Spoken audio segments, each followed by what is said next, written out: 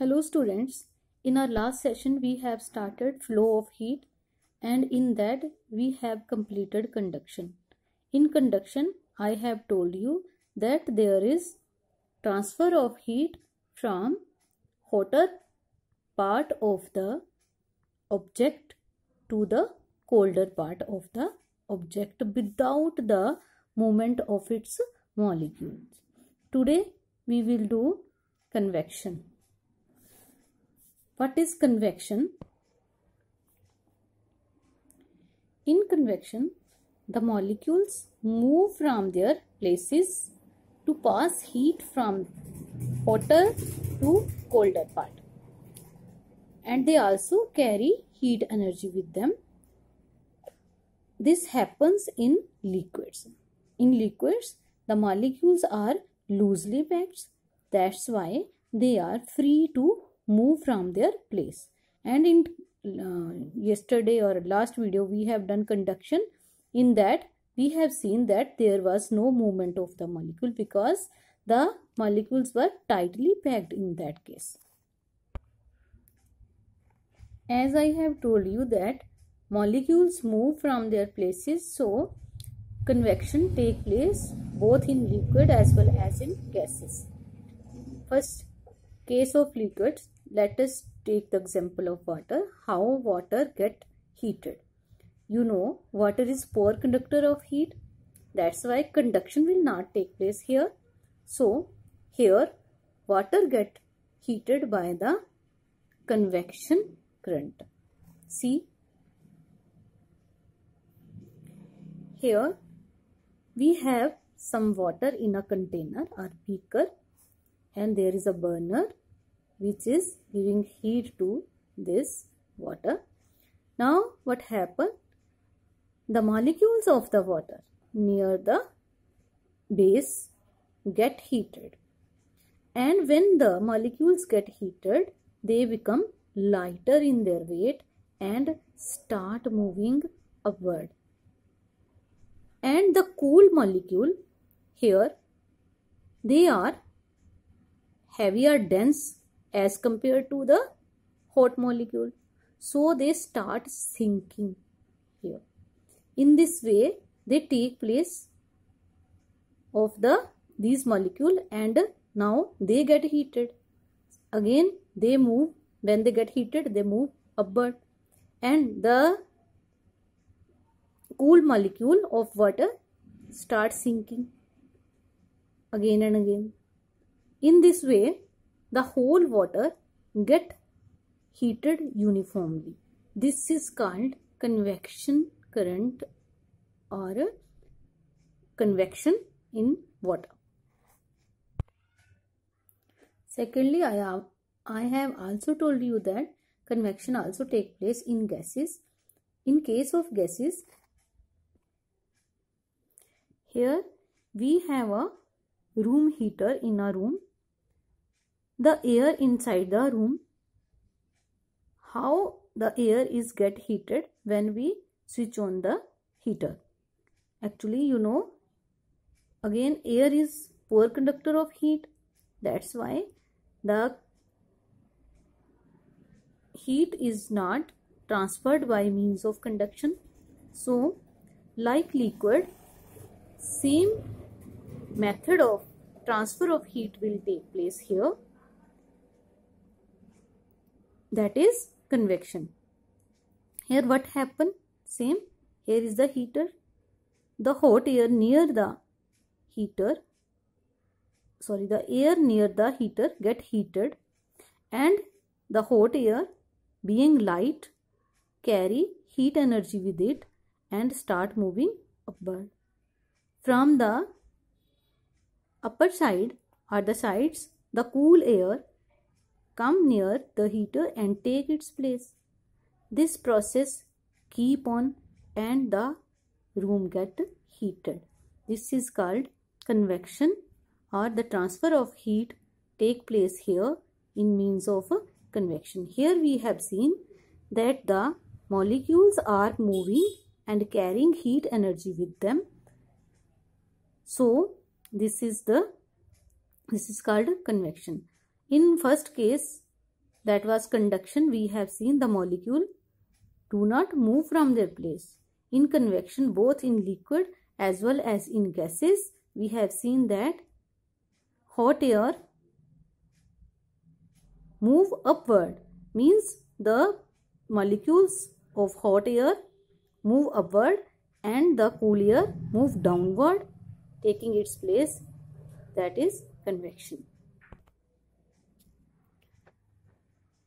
आपने कभी देखा होगा कि अगर हम कैंडल के ऊपर हाथ रखें तो ये क्या होती है, हमें ज़्यादा हीट फील होती है. अगर हम यहाँ पे अपना हाथ रखेंगे तो ये क्या होगा, कम हीट होगी जहाँ पे.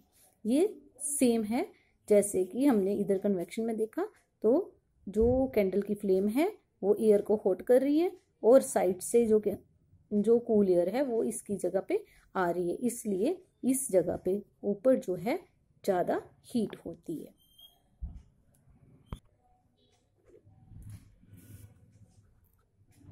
Here in this activity is also shown that air is transferred heat by convection.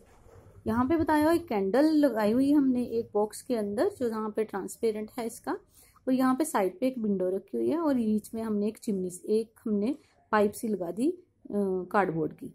तो हमने क्या किया, जब हमने इसके अंदर कैंडल ऑन की तो क्या हुआ, जो अंदर की एयर थी वो हीट अप होके ऊपर को आएगी. अगर हम यहाँ पे अपना हैंड रखेंगे तो हमें हीट फील होगी.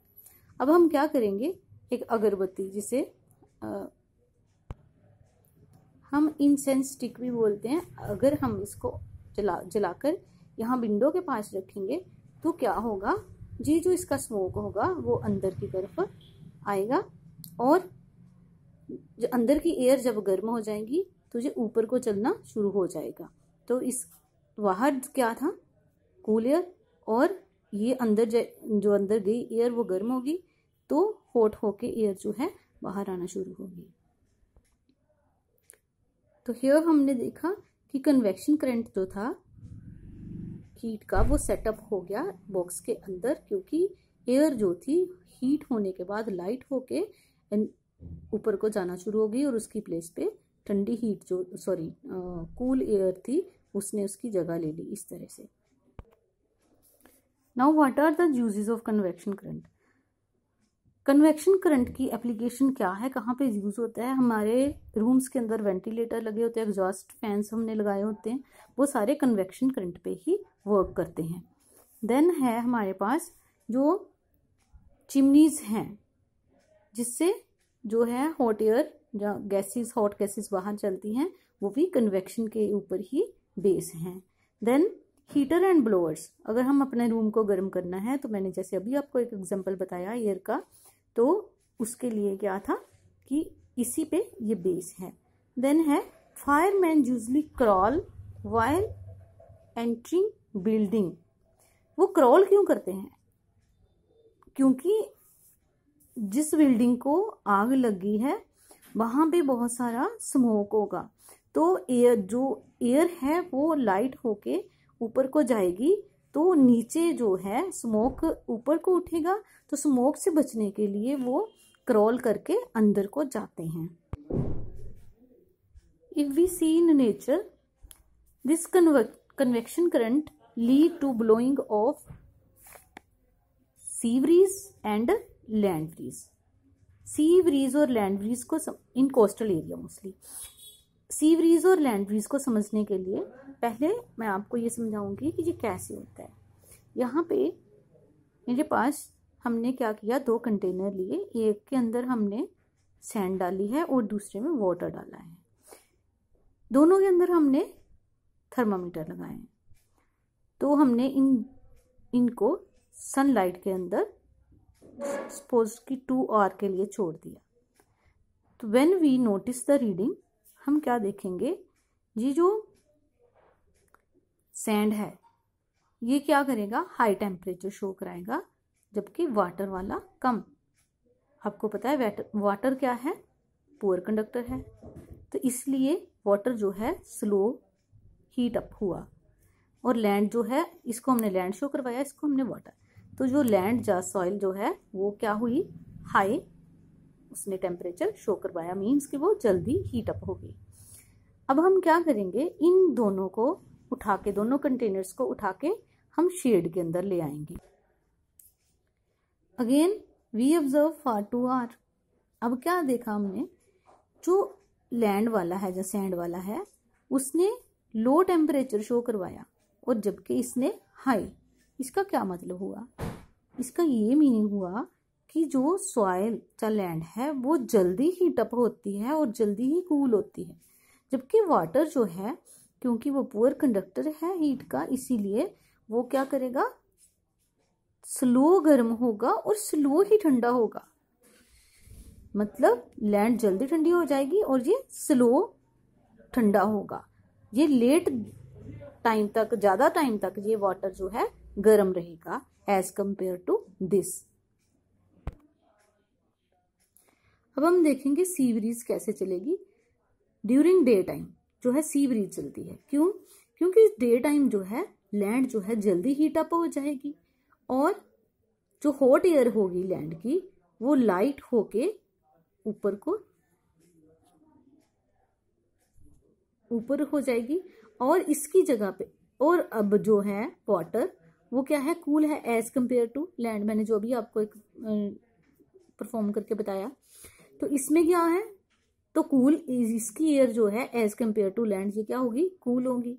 अब ये जो एयर है ये लाइट होने की वजह से ऊपर चली गई और इसकी जगह जहां इधर से सी वाली साइड से जो कूल एयर है वो लैंड की तरफ आना शुरू हो गई, तो that is called sea breeze from sea to land. When air blow from sea to land, that is called sea breeze and it take place at the day time.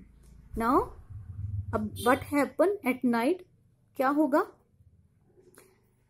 रात के टाइम हमने आपको ऊपर बताया कि वाटर जो है वो जल्दी ठंडा नहीं होगा। इट मीन्स यहाँ पे क्या है, हीट है, वाटर हॉट है, और यहाँ पे जहाँ की जो एयर है वो हॉट एयर होने की वजह से, लाइट होने से ये क्या जाएगी, ऊपर को जाएगी। और लैंड जो है वो जल्दी ठंडी हो गई हुई है, और लैंड जो है जल्दी ठंडी होने की वजह से लैंड से एयर जो है इसकी स्पेस को फिल करने के लिए इधर को चलना शुरू हो जाएगी, तो that is called land breeze. The land breeze blow at night in coastal area and sea breeze blow at the daytime in coastal area. So here we have noticed that land breeze and sea breeze both work on convection current. So that's all for the day. You have to give reading page number 60 and 61 thoroughly and try to understand the topic well. Thank you.